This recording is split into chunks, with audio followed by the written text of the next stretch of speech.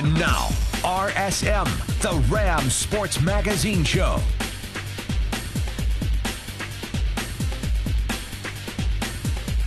Good evening and welcome to RSM, Rams Sports Magazine Show. I'm your host, Anthony Keith. Less than 24 hours after the basketball team took down CU, huge news came out of the university. With the firing of athletic director Paul Kowalczyk, they've hired Jack Graham. Here's what he had to say at a press conference held on Thursday. The president of a university has aspects that are among the best jobs in the world, and there are also things that are among the most difficult that I've ever had to do.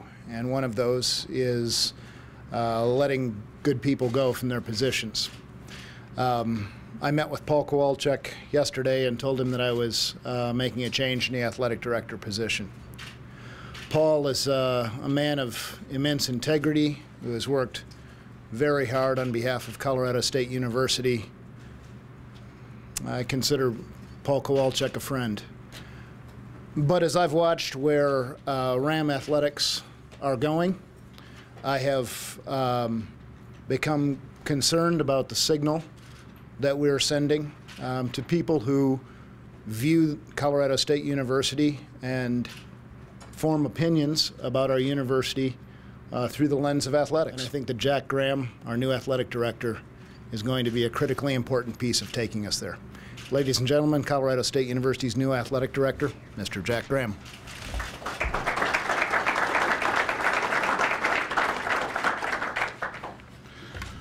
Well, the first thing I'd like to say is how sincerely honored I am to have the opportunity, and I do view it to be an incredibly large opportunity that's going to have lots of challenges associated. We can send a signal. The signal about our university, not just our athletic programs, but the CSU University at large, about the quality of our leadership, about the quality of our standards, how high our standards are, and our ability to deliver results. And if we're performing well at CSU athletically, we send a signal of excellence. The message that's delivered by people who see us perform athletically is that we do have great leadership, that we do have high standards, and that we can deliver results. And we're determined that the athletic program of CSU is going to project that signal and that image to the rest of the world. It creates what I call the virtuous cycle. If in fact we are successful in athletics, the rest of the world sees that we've got talent, not just athletic talent, but it brings more talent to our university. It brings more money and capital to our university, and all of that creates more opportunities for our university. And with more opportunities, it means we need to go out and get more money and more talent, and that's the virtuous cycle that gets created. And so athletics can play a meaningful role in helping to contribute to the growth and success of Colorado State University at large, not just in our athletic programs. Now, Graham didn't say that there were going to be any short-term changes anytime soon. Only time will tell if his virtuous cycle philosophy will work for the Colorado State University Athletic Department. But I want to take the time right now to take a look back at that huge win for the basketball team as they took down CU 65-64 Wednesday night.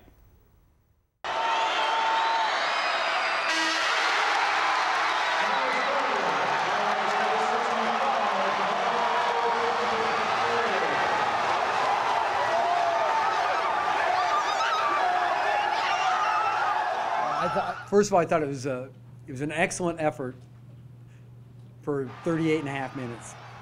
I was really proud of our guys. I thought that we defended really well.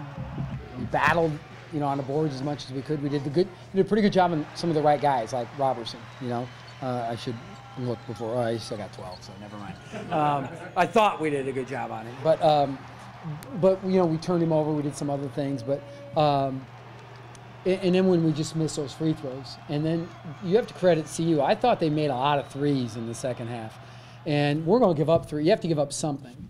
And we just kind of endured that, and still found a way to win. And then the chaos at the end, we turn it over.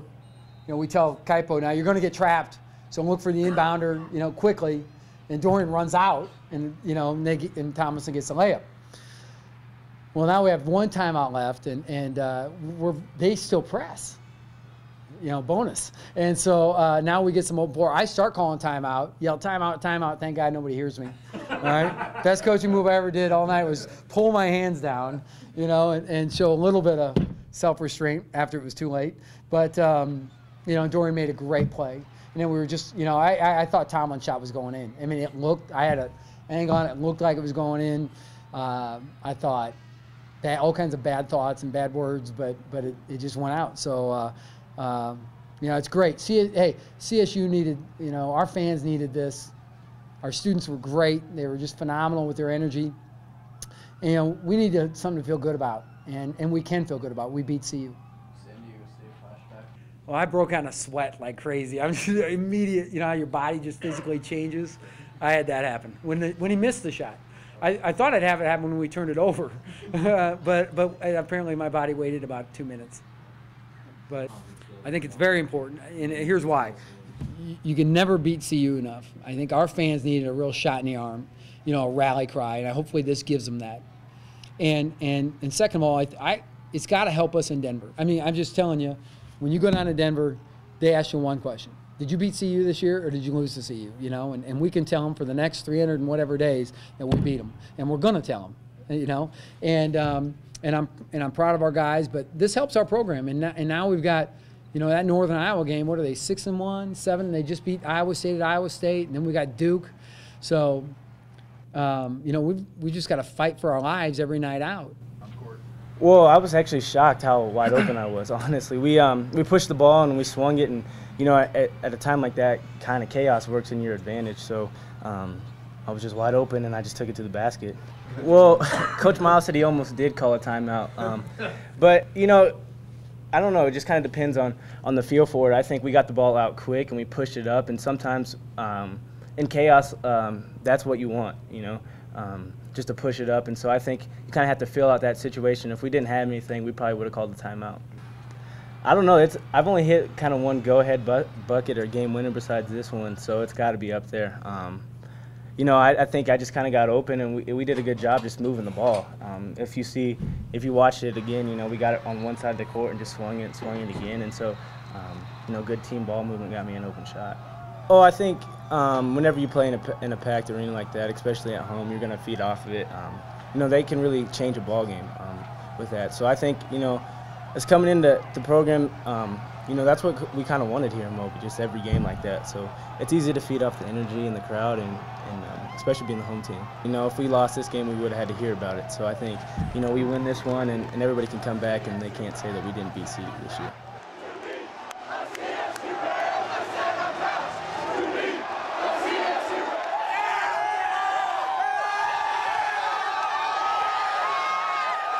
Now that was a huge win for Tim Miles and his team over Tad Boyle and his Buffs. As for Coach Tom Hilbert of the Rams volleyball squad, well, they're on the road, and that is an understatement. They're actually in Hawaii this week for their 17th NCAA tournament appearance. Stay tuned. Coming up next on the show, hear from Hilbert and his Rams. You're watching RSM, the Rams Sports Magazine Show on Northern Colorado 5. Welcome back to RSM. Tom Hilbert and his squad are currently in the NCAA tournament for the 17th consecutive time. And I had the opportunity to speak to Hilbert and several of his players before they hit the road. This isn't Tom Hilbert's first rodeo. Well, I think it's a grouping that is winnable for us. Making his 17th consecutive appearance in the NCAA tournament, Hilbert's first test is 21-9 Oregon. If he can overcome the Ducks, it is most likely he will take to the court against the host school, Hawaii. These are teams that I feel like we're competitive with, and if we go down there and get acclimated and play our best volleyball, we can compete against Oregon and Hawaii. It has become somewhat of an expectation for the Rams to make the end-of-the-year tournament. I mean, you never want to be that CSU team that doesn't win the conference or doesn't, make it to the NCAAs. So it's another great accomplishment for this program. At the start of the season, there were plenty of questions on this team with the loss of several key players. Well, I'm proud because we lost 4 starters off last year's team. We switched people's positions, and all of a sudden we're playing with more maturity, lower error, and smarter volleyball than we played in a long time. And I credit that to Kate Steffen, our great senior. I mean, I want to lead this team in the right way and have a good NCAA run right now. But it wasn't just the lone senior who stepped it up this season. I think we have a young setter, Deidre Foss, who, you know, despite what everybody thought, has come in and really done a nice job with this team. Foss battled for her spot at the start of the year and has shown she earned it throughout. It means a lot, especially because it's my first time being in the NCAAs and I didn't get to travel there last year, so it's definitely something different for me. But it's really exciting, especially because my teammates have been there before, so they can help me through it. Despite only having one senior, taking with them a young setter and preparing to face stiff competition at a tough venue, Hilbert and his Rams are ready to take it all on, with the goal of the Final Four and even more. The chemistry has grown a lot. The first couple games, we're still learning, working with the hitters, and these past couple of weeks, Meg and I have been connecting really well on the slides. Everything's coming together. We had 6 road matches to end the season, and I think it prepared us. You know what I mean? We're ready to go on the road. It's not going to bother us at all.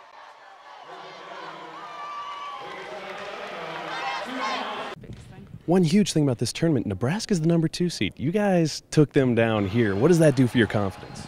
I mean, it gives us confidence. I think we can't use it too much. We need to stay grounded and take each game one by one. What has Coach been saying about this week, getting ready for this tournament? It's kind of been all over the place, not really knowing what travel plans and everything was. But I mean, it's definitely 2 teams that are beatable.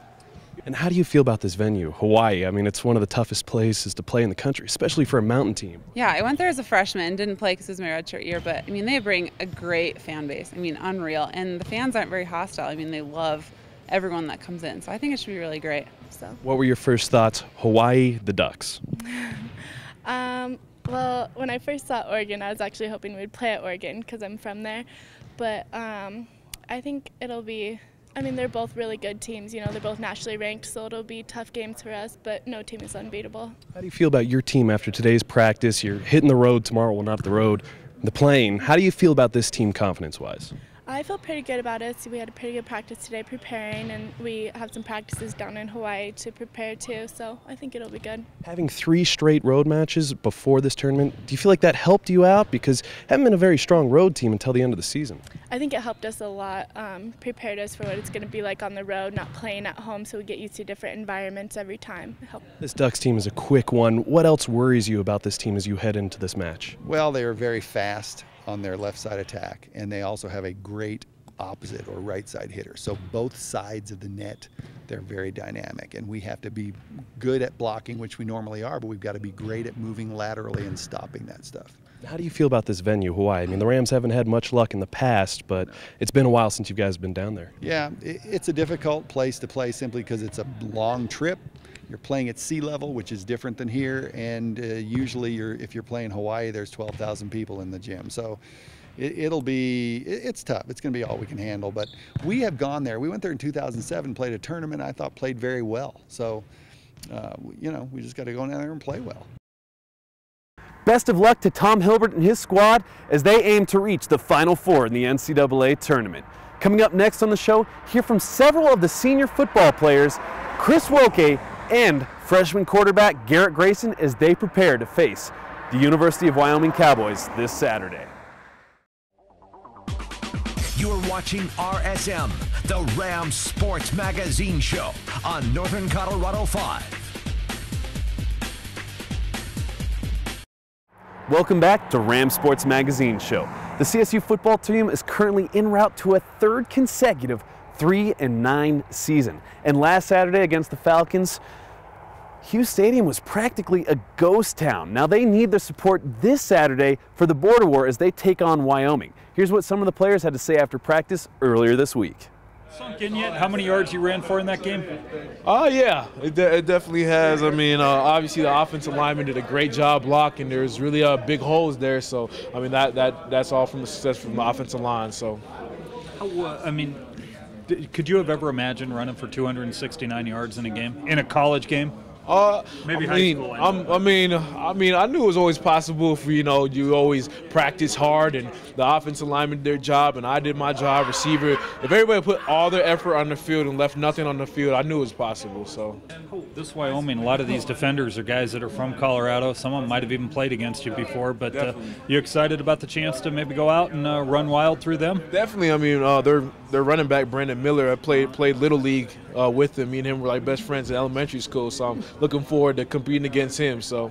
Little League, like football, baseball? Little League football, yeah. Okay. They credit a lot of their success this year for what they did to you guys at the end of last year. They say that really carried them into this season and has been a big reason why they were able to do what they did this year. Definitely. That's a big thing. I mean, momentum goes a long way. So, I mean, if you can win a big rivalry game, it makes it just puts the whole team's morale on a good level. So if we can do that, I think that'll accomplish a lot for the off-season, people working hard, having something to prove next year, coming out with a chip on our shoulder. Going back to the seniors, talk about Gooden Carter. What have they done for you this season? Seniors done a lot. I mean, it led us the right way.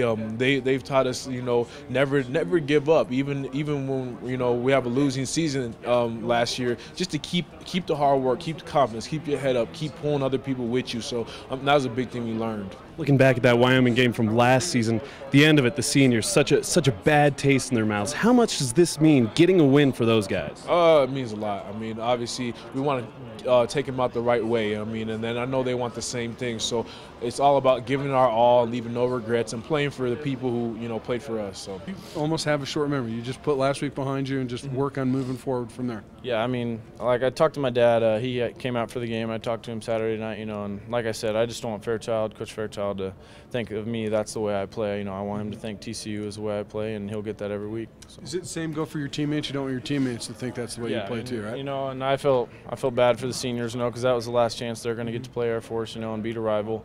And so, I mean, I went up to a lot of them and apologized, especially my O-line. I apologized to them, and, I feel like I let them down. So, talk again about this senior class and what it would mean, you just entering the season this late, helping them to take over this Wyoming team. Obviously I wasn't here, but I watched the game, and obviously I was committed to CSU at the time, so it pissed me off. I was just as mad as everybody else. Maybe not to the extent everybody else because they actually played, but I was mad. And so if we can get these seniors that had that taste, we don't want them to remember that the rest of their life. We want them to go out to victory and remember beating Wyoming their senior year the rest of their life. So. Well, real fast, obviously it's Wyoming, senior year. What does this game mean to you? A lot. When you look back on the seasons, you look back at Wyoming and CU, and we didn't get CU this year, so hopefully we can get Wyoming. Means a lot. I mean, we've had a disappointing season, to say the least, but I think this game can kind of get that bad taste out of our mouth, and we're really excited for this game. It's a big rivalry, and we just want to catapult this team into some good stuff next year. It definitely means a lot to us, just from being around guys, that have played in the game, and just hearing the stories about the boot and about everybody play, it instills, something, in our heart that never leaves. So I feel this game is probably the most important game to us, and to this and to the team. Unofficially, this will be the 103rd meeting between the Rams and the Cowboys, and they need your support this Saturday, so get out to Hughes and help them. Coming up next on the show, I want to take a look back at what went wrong for the Rams last year against the Pokes. Stay tuned. You're watching RSM, the Rams Sports Magazine Show on Northern Colorado 5.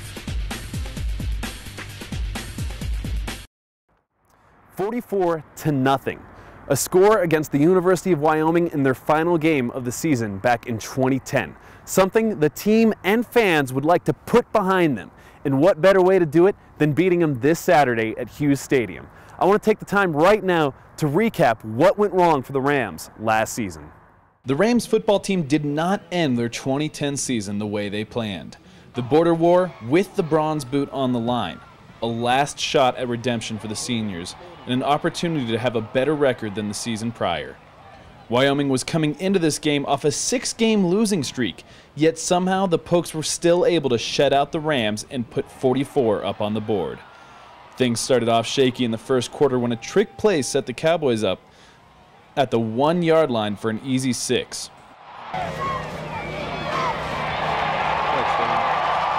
A blocked point after gave the Rams an extra boost of confidence. But after that, Colorado State couldn't get things started offensively the entire game. Definitely. I mean, we couldn't do anything today. We got outplayed pretty bad, and I think everyone on offense. I mean, I know I'm speaking for myself. It's the worst game I've ever played, and I know we got to take this as motivation because this can't happen again. It's embarrassing. 2, 3, 9 seasons in a row. I was here for the last one, but I know it's not happening again next year. After the New Mexico game, I thought we kind of turned the corner, and I thought even losing at San Diego State, I thought we did some real good stuff in that game, but these last 2 weeks, I can't explain what happened. It's real disappointing, and all I can say is that we're going to work hard as ever worked in the offseason, and this won't happen again. this was pretty embarrassing. Of course. This is a rivalry game. The score should never look like that. That's the bottom line. Yeah, 16-0, you're still optimistic at that point, but you're thinking about every single person that's counting on you to win this game and come back. So, of course, there's still fight, but when you get down to the wire and it's 35-0 and we haven't been productive, things start getting a little bleak. And just to be honest, that's the way guys felt, I believe, third quarter on to the fourth. They took the fight to us, that's for sure. They were the better team, and they showed what it means to, go out and dominate an opponent. Oh, man. They had a lot of factors going into this game. Nothing that should have made them want it more necessarily. All in all, they're a good team.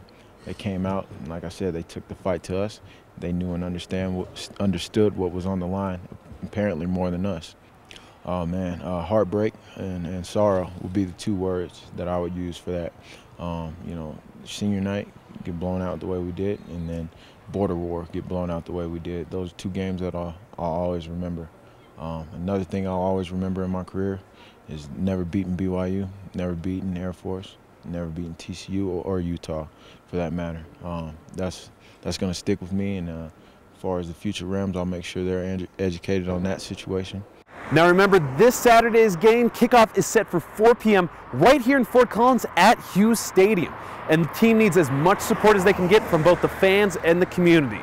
That'll do it this week for RSM, but I want you to tune in next week as I check in with Tom Hilbert and his volleyball squad, see how they did in the NCAA tournament, and there's going to be plenty of basketball talk. Catch you next week, Rams fans.